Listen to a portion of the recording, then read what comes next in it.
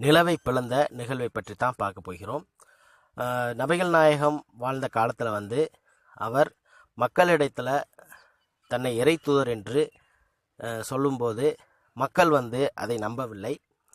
அதனால் மக்கள் அங்கே இருக்கக்கூடிய மக்கள்லாம் என்ன சொன்னாங்கன்னா, இதுக்கு முன்னாடி வந்த இறை தூதர்கள் போல அற்புதங்களை நிகழ்த்தி காட்டினால்தான் நீங்கள் இறை தூதர் அப்படின்னு சொல்லி நம்புவோம்.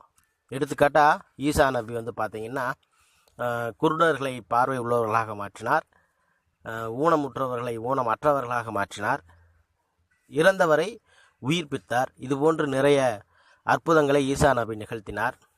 அதுபோன்று மூசா நபி அவர்கள் கடலை பிளந்து தன் மக்களை இறைவனுடைய அருளால் வழி நடத்தி சென்றார்.